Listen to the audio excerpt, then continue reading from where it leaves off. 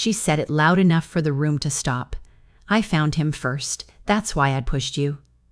My forehead was still throbbing from the cabinet shelf I had hit in the dark during that silly game with the lights off.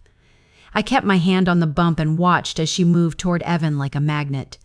I did not say a thing. It was the first night Holly Kane came out with our group in Lakefield. It told me everything I needed to know. We met her through my neighbor, who swore Holly was a ray with legs. The smile was bright. The commentary started before her coat was off. "Nice dress," she told our host, and then added that fewer pleats would be more forgiving. When she looked me up and down, she called my boots practical. That word is supposed to be a compliment. Coming out of her mouth, it sounded like a verdict. I decided to be patient. I was 42 and had built a calm life after a hard divorce. I gave newer people space to settle before deciding if they were trouble. By the end of the evening, she had told us she didn't drink beer because it made her puffy, asked Evan if he always lifted that much at the gym, and pushed me into a shelf in the dark so she could reach him first when everyone yelled, "Found you." King's Cup came out because someone cannot leave their 20s alone. When the Never Have I Ever round landed on divorce, Holly announced with a soft voice and a hard face that she had never been divorced. Most of the room already knew my story. I sipped because that was the game and because I refused to hand her the thing she wanted. After midnight, she laughed with Evan by the coat rack, told me later in the kitchen that she had pushed me because she wins, and walked out wearing someone else's scarf by mistake. I remember watching the door close and thinking, keep your head clear and your notes accurate. I had learned that much working as a communications manager for a hospital. If you write things down in the same words people use, the truth has a way of standing up by itself. For the next 6 months, she turned every get-together into a small stage. If I wore a plain tee and jeans, she wore the same and told people I was copying her minimalist phase. If I brought spinach dip, she set out the same recipe 3 days later and posted a photo with a caption about rediscovering family traditions. When I said I was driving, she announced she was sober curious and marched her empty glass over to Evan so he could praise her discipline. He is the sort of person who held my boxes when I moved and never mentioned it again. Women notice that kind of quiet. So do pick-me strivers who think attention is currency. The pattern grew. She signed up to help with a charity yard sale I organized for the community garden and then forgot to show. She came at closing with a bouquet for the photo and wrote a long post about how proud she was of Lakefield for coming together. She borrowed my thrifted green jacket for a quick photo, tagged a brand it did not belong to, and kept it for 6 weeks. When I asked for it back, she blinked like she was waking from a nap and said she thought it was mine to keep. She said mine and meant her own. I began to keep small records because that is how I stop myself from making speeches that go nowhere. I kept screenshots of her messages when she asked for specific details and then presented them as if they brushed her hand in a dream. What time is the garden sale? Should we make the signs neon or neutral? Where do you get those sturdy foil pans? These were not crimes. They were pieces. I filed them without drama. Boundaries hold better when you build them with quiet work. Evan never tried to date her. He is polite to everyone. She mistook polite for an open door. She threw theme nights where she performed helplessness. Once she carried a flat tire into the bar patio and asked if he could change it on the spot because the roadside service was taking too long. He pointed at the auto shop across the street and said they were still open. She filmed a video of herself later and wept into the camera about how men today don't help. I watched and muted the sound. The tattoo plan rose from a different part of my life. My mother and I used to tend a tiny balcony garden above North Quint Street when I was a kid. It was 4 pots, a chipped saucer, and a stubborn rosemary bush that refused to die. When my father's work moved us around, we carried cuttings in a paper towel and a plastic cup like contraband.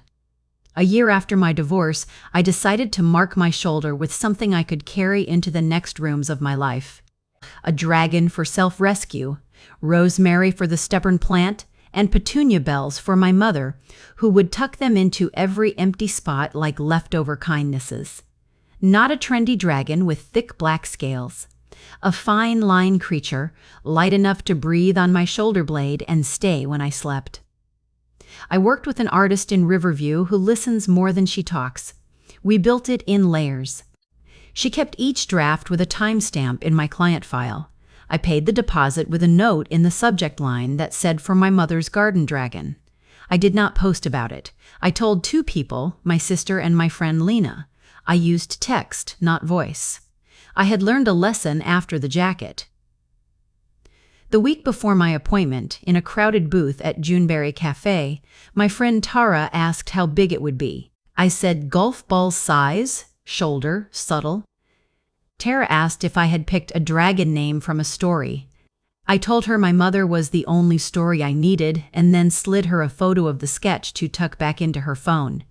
I would have left it there if Holly had not walked in at that moment with 2 lattes and a question she had already shaped. She took the empty chair and said she had always dreamed of a dragon tattoo. She watched my face while she stirred creamer into a cup she could have ordered already mixed. I watched the part of myself that wants to be generous step to the door and put a hand on the knob. Then I watched a tired, smarter part of myself take a seat. Holly would not honor a boundary if I drew it with a pencil. She would carve through it and then act surprised I had not braced harder. She did not deserve my design. She had already taken smaller things and pretended she found them. So I lied, clean and simple. I told her I was getting a dragon from an old animated film my dad loved, a river spirit named Aelin that coils around the arm. I told her the artist was going to wrap him from wrist to elbow because I wanted something bold now that I was past 40. I told her the scales would be thick and the claws sharp. I said the name of the invented river twice. I told her the film was hard to find, but that a streamer had recently put it back up for a limited run. She had not seen it. She nodded like I had given her a recipe and pulled out her phone to make a note. I went home and sent the real artist a final note about softening one rosemary spine and shading a petunia throat a little darker. Then I felt sick to my stomach for the rest of the day because lying sits like a stone even when you use it to fix a leak. I did not think she would do it. She likes what is already in the trend stream. An old river dragon from a film she had to watch sounded like work. 2 weeks later at trivia, she rolled up her sleeve and showed us the whole thing, wrist to elbow, teeth out. It was good work. Loud work. Loud work, the artist was skilled. The client had asked for extra scale and extra shine. Evan said, "Nice ink."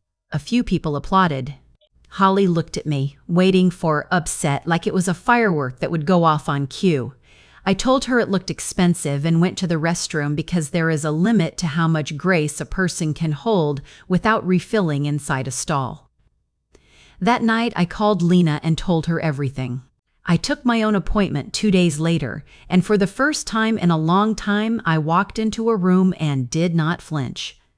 The needle worked, the line settled, the rosemary lived again in a small way that felt private and permanent.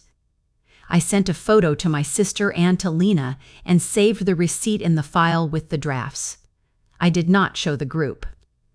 Holly still posed with her dragon in every photo and added captions that misquoted a movie she had watched on Fast Forward. Other people corrected her in the comments. She blamed autocorrect and posted again the next day with the same typo. Then came a season when she tried to reach past me and pull on other pieces of my life. She volunteered to run a communications booth for the hospital, 10K my team handles each spring. She arrived late and set out watercolor cookies with the hospital's logo badly copied in blue. She told vendors to tag her account for event management credit. She posted a reel that used the hospital song and a clip of a patient story she did not ask to share. We asked her to take it down. She made a second reel about censorship and how women silence women. My boss did not want to fight. We opted for a clear letter that welcomed volunteers and reminded everyone that patient images are never content. Holly sent back a reply with all caps.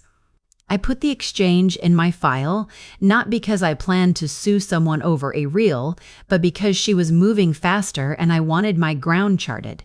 At the 4th of July block party in South Eaton, she turned a grill incident into a monologue about how I always play it safe. Evan's girlfriend, an EMT named Roxy who understands risk in real units, asked her to help move a cooler instead of talking. Holly made a face and adjusted her dragon sleeve for the camera. People carry themselves the way they plan to be seen. She carried herself like a trailer for a show that had not been written yet. 3 months later, in September, Evan asked me to help plan his 40th. He wanted a simple backyard dinner. He did not want speeches, a photo booth, or a banner using a baby picture. He wanted the people who had stood with him without turning him into a sport. We booked tables from a rental place and strung a few bulb lights and told people to bring a dish if they wanted to and nothing if they didn't. Roxy baked a cake. I ordered a small batch of compostable plates and labeled a bin for them so we would not lose the plan in trash. Holly texted to ask what the theme was. I wrote back, Evan has asked for no theme.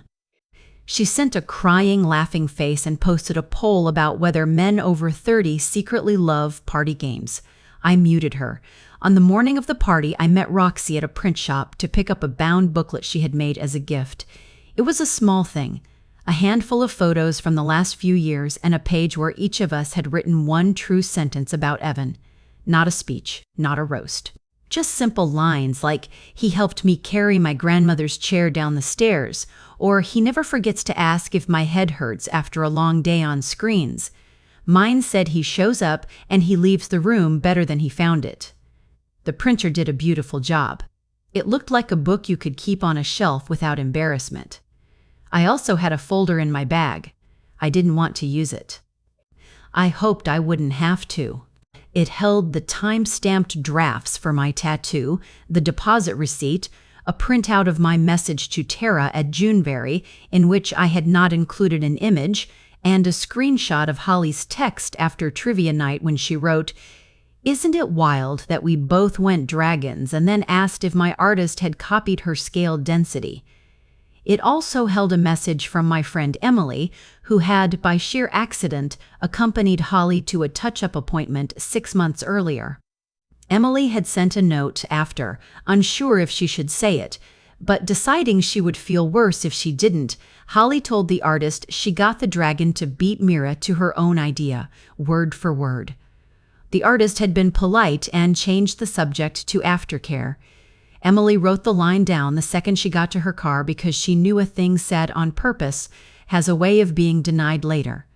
I did not want to be the person who needed a folder to attend a birthday, but I also knew I lived in the world I lived in. The party started well. Evan hugged people and looked like a person surprised to find himself loved in a way he could believe. He thanked Roxy for the cake and put his hand on my shoulder when he saw the tables. He said, "This is exactly right," and I stood a little straighter because I had done something useful without being loud. Holly came late in a white sundress and a stack of bracelets and a gold hair clip that looked like a small shield. She had a bag with a gift and made sure to put it where Evan could see the brand. The dragon gleamed when the porch light caught it. She was kind to Roxy because Roxy could read pulse and pain. She was kind to Evan because that is the axis her compass knows. She spread her smile in my direction as if nothing had ever been odd and asked if anyone wanted a photo. People did. People always do. We ate. We lit a few candles on the table that didn't smell like anything. Evan's neighbor, Mr. Jasper, who is 80 and writes poetry on the backs of grocery lists, recited 2 lines he had made up in the morning about growing older and choosing soft shirts. People laughed at the right place. Evan looked down and up with his eyes wet and calm. Then Holly wanted to propose a game. She said we should each tell a story of how we met Evan, and she would go first. Evan shook his head a little and said he'd rather keep it simple. She laughed like he was teasing and stood anyway. I saw the trouble 10 seconds before it arrived because I have learned to watch her eyes. She said she first met Evan at a party where some people didn't know how to behave, and that she had stepped in to stabilize the energy. She described the room in detail. I felt the bump on my forehead like an ache remembered by bone. She kept the story light enough that no one could accuse her of a stab. She let it hang as a harmless quip with a trace of venom only a few of us could taste. Then she added a line about how she and Evan had matching tattoos now, a symbol of how two people can be in rhythm without trying. I could have let it pass. Evan can handle a silly boast. The friends who mattered knew the truth. But I was tired of living at the mercy of the next scene she wanted to stage. I looked at Roxy, and Roxy looked at me and made a small nod like an EMT checking for consent before a simple intervention. I stood, not loud, and said I had brought a small thing to add to the gift table. I pulled the booklet out for Evan and handed it to him, and for the room I held up one extra page I had printed and tucked inside. It was my single sentence about him. He shows up and leaves the room better than he found it, and below it I had printed one more sentence that belonged to me. It was the line my mother used to say over our balcony plants. You don't need to breathe fire. You just need to remember it lives in you. That would have been enough if the air had stayed clean. Holly laughed and said my line sounded familiar. She said she had put something like it in her caption last week, and didn't it prove we had the same brain sometimes? She was daring me to take the bait. I did not want to drag the night into the mud. I wanted to put the truth in the air once and let it sit. So I said I wanted to thank a person who helped me keep things straight when details got loose. I told Emily to stand. She did, startled but steady. I asked her to read the one line she had written on her phone the day she went with someone to a tattoo appointment. She read, flat and quiet, that the client had said she got the dragon to beat me to my own idea, and that she couldn't wait for me to be upset. Emily, Saturday. The yard was the kind of still that means ears are working. No one clapped. No one laughed. It was not a roast. It was a timestamp. Holly smiled too wide and said we were making a big deal out of a silly thing, and that tattoos were about joy. Evan didn't speak. He turned the booklet page and stood with his hand on the back of his chair like a man reading a compass before a hike. I reached into my bag and placed the thin folder on the table without opening it. I said that everyone would eat better if we kept what belonged to each person in the right kitchen. I said that sometimes you tell a story to protect a thing you love, and sometimes a person hears that as an invitation to take it. I did not use her name. I did not look at her arm. I looked at the people I trusted. The neighbor cleared his throat and read another grocery list couplet about keeping forks where forks live. Laughter slipped back into the yard in small bits. We cut the cake. I could have stopped there. Part of me wanted to walk away with the folder closed and the river quieter. Then Holly stepped up again and said she had also been working on a surprise, a video for Evan with clips from all our get-togethers that showed how she had always been the one organizing fun. She pressed play on her phone linked to a small speaker and began projecting scenes where she appeared every 15 seconds and the rest of us appeared when it built her point. There was a clip cut from the yard sale where she had not shown up to lift and had later arrived with flowers, and in her cut it looked like she had been there all day. It wasn't only bad taste, it was a claim over our time. It reached past petty into theft. Evan's face settled into an expression I have seen him wear only when someone confuses help with ownership. I did not want his party to be a day he remembered as the night a person stole the room and we let her. I opened the folder and took out 2 pages, nothing messy, nothing sharp. The first was my dated deposit email for the tattoo. The second was the message where she had written, "Isn't it wild that we both went dragons?" and then asked if my artist had copied her scaled density. I set them on the dessert table next to the napkins. I said that I was not going to pass them around. I said they could sit here for anyone who needed to know I hadn't built a memory out of smoke. No one moved for a long 15 seconds. Then Mr. Jasper stepped forward with the steady dignity of someone who has delivered packages his whole life and picked up the pages. He made a quiet sound that could have been satisfaction or grief for the time we lost learning the same lesson again. He set the pages back down as if he were returning a casserole. He said, clear and kind, that the originals matter because you live with them, and that copies matter only when they admit what they are. Evan put the booklet on the table and hugged the old man without fanfare. Holly said we were making her look like a villain. Roxy said we were asking her to stop rearranging other people's rooms. It was the plainest sentence I had heard in months. We blew out candles.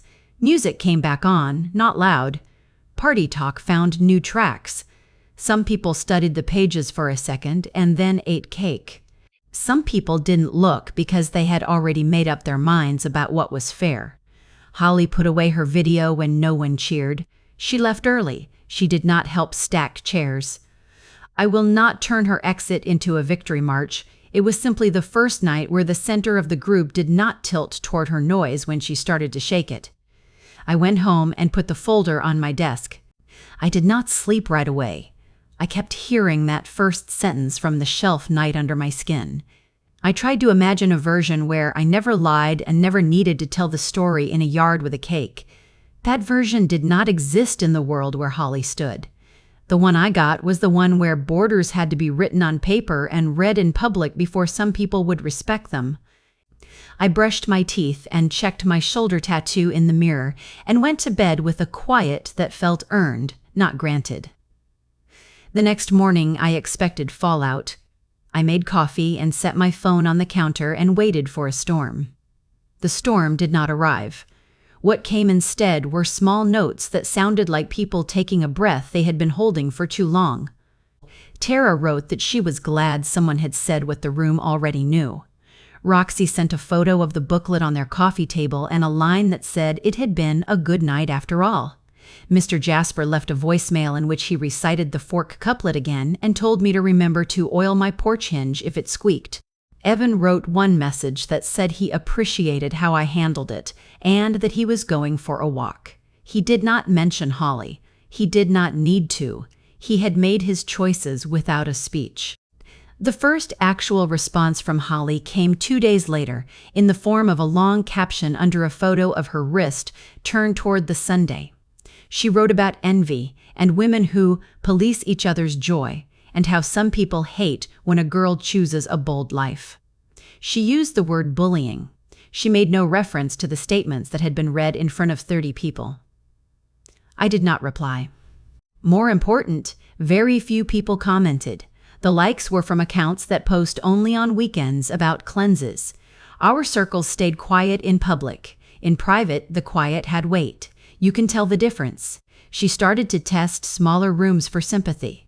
I know because people told me they had bumped into her at the gym or in line at the bakery and received a version of the story where I had made it bigger than it needed to be and had ambushed her with paperwork.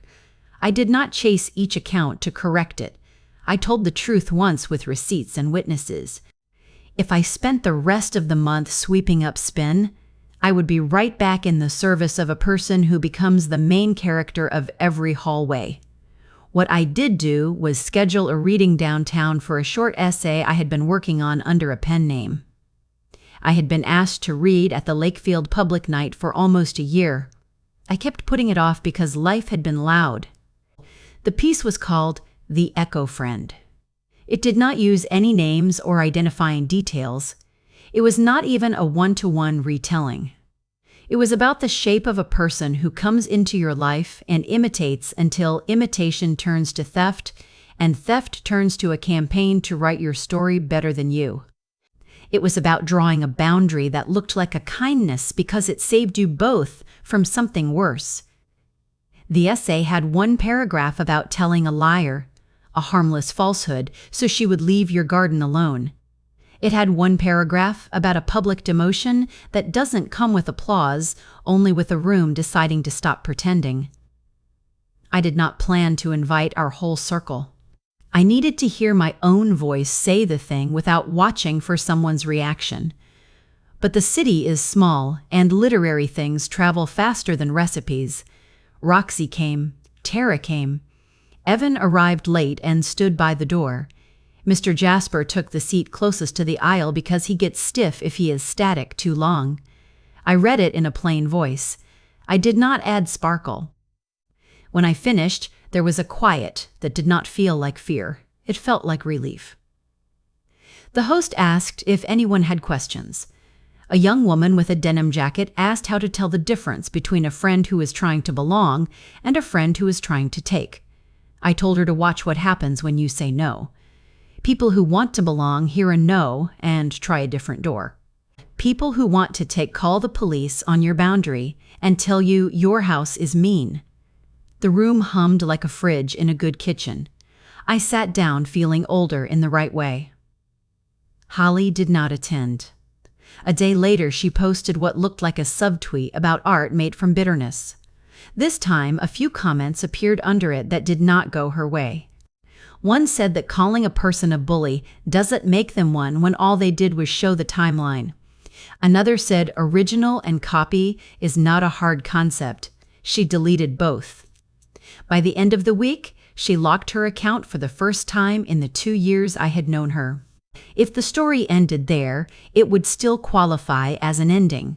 But life gave us one more public thing that put a final weight on the scale. Every October, our neighborhood association runs a small art fair on Mill Creek Green. Vendors sell prints, earrings, jars of pickles, and screen-printed tees. A stage hosts poets and small bands. A community table is set out for zines, chapbooks, and pamphlets. People read and buy and move on. This year, the fair added a booth for the tattoo studio 2 blocks over. The shop owners brought a book of sample flash designs and a sign saying consultation only, no walk-ins today. I stopped by the table to say hello because my artist works there. I flipped through the flash book and smiled at a small sparrow that looked like it knew a place to land. Then I saw on the opposite table a display of temporary tattoos for kids. Among them was a delicate dragon with rosemary spines and a petunia tail. It was not mine. It was a cousin of mine. A young apprentice had designed it after seeing my healed shoulder, and the artist had asked if I minded if she taught a class using the idea of it. The idea, not the lines. I had said sure, with the condition that the shop never used my actual design or sold it. They hadn't. This was not a copy. It was an homage in a different scale, on different skin, with an open credit on the sign that said, "Inspired by a client's garden story." Holly came down the path in a denim jacket with her dragon arm bare. She spotted the booth and reached for the flash book like she wanted to scan for accusations. The artist behind the table nodded at her and said, "Hello, the way professionals do." Holly flipped and then flipped again. She saw the temporary dragon and laughed a little too loud. I watched her eyes move to the sign that said "Inspired by a client's garden story." I watched her turn to see if I was somewhere near because she assumed everything is about her. I was there. I was buying kettle corn. She walked up to the table beside me and said that some people know how to market drama. The artist said the temporary designs were for kids who needed a smile. She kept her voice friendly. She has dealt with bachelorette groups. She can manage a field. A woman in line with her daughter asked if the dragon had a name. The apprentice said no, it belonged to the person who brought the story, not to the shop. The little girl touched the sheet and asked if she could have the flower one instead. Holly told the girl loudly that a real dragon took 6 hours and hurt, and that little stickers didn't count. The girl's mother raised an eyebrow. I turned toward the kettle corn guy because his job did not include refereeing. The shop owner saw what was happening and stepped around the table with a pragmatic smile. She addressed the line, not Holly. She explained the difference between using a style and copying a design, between inspiration and theft, between a custom piece that lives on one person and a flash that can live anywhere. She said they honor both by being clear. She used words you can print on a receipt. A few people nodded. A few people took cards. Holly said nothing, which was new. She walked away and posted later about how the town was full of small-minded gatekeepers. 2 of her regulars liked it. That was all. Evan sent me 3 words that afternoon. Good walk today. Roxy's message followed with a longer note about how relief can be a set of errands done in good order. Tara dropped by with soup. Mr. Jasper left a folded poem in our mailbox about 3 kinds of quiet. The book club met and read a novel with a character who takes other people's clothes off the line and calls it helping fold. When someone in the group said it was too on the nose, we all laughed and then talked about endings that don't make you clap and still let you breathe. In November, Holly moved across town. She did not hold a farewell party. She posted a list of things Lakefield doesn't understand and included the art fair among them. Evan did not tell me when she left. He didn't need to.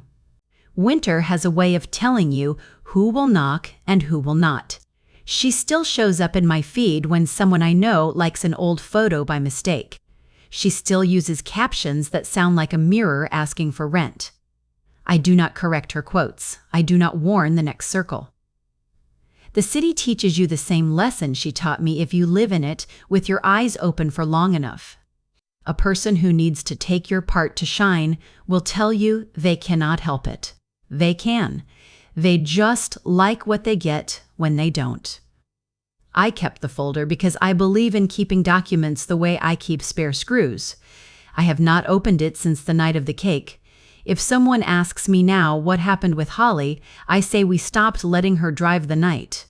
I say we learned to hear the pitch of a voice that wants credit for standing near the work. I say I lied once to protect a little drawing and a small garden from being installed on a billboard. I say I do not regret the lie because the truth would have fed the same hunger. On my shoulder, the dragon stays quiet. In the mornings when I lift my hair to fasten a clasp, I see rosemary and petunias and a line that looks like water if you are not paying attention. At night, I touch it once, the way you touch a scar that healed the way it should. It is not a warning to anyone. It is not a trophy. It is a small map back to a balcony where a woman handed her daughter a plastic cup with a cutting and said, "Carry this to the next place." I carried it. Someone tried to take the story and wear it louder. The story survived. The story belonged to the person who lived it. I did see Holly one more time in late winter on the platform at Harrow Street Station while snow blew sideways. She stood with her arm tucked into her coat and her chin up against the wind. For a moment, we were 2 women in the same weather. I nodded. She nodded back. There was no speech. The train came, opened, and separated us. I was glad for that. Not every ending needs a confrontation. Sometimes the train is the full stop you were waiting for without knowing. If you are collecting advice from all of this, it is not complicated. When someone shoves you and laughs about how she found him first, you do not need to push back. You need to step aside and write it down. When someone keeps taking your smaller things and calling it chance, begin your file and keep living. When a person tries to wear your skin as her costume, tell her the plot of a different movie and go get what you wanted in the first place. If the day comes when you must set the folder on the table, do it with a flat voice and clean pages. If a room chooses quiet afterward, let it. You cannot make applause into peace. Peace sounds like dishes drying in the rack and a neighbor reminding you to oil your hinge. I promised myself I would keep the next parts of my life simple. I would not measure my peace against anyone's noise. I would give my energy to people who say please and thank you and mean it. I would offer gentleness first and a boundary second and another boundary if the first one melts. I would save my nuclear button for the single thing that matters most, my right to own my own story while I am still the one living it. That button worked once. I hope I do not need it again. If I do, I have the folder and a town that learned the difference between an original and a copy the slow way. That will be enough.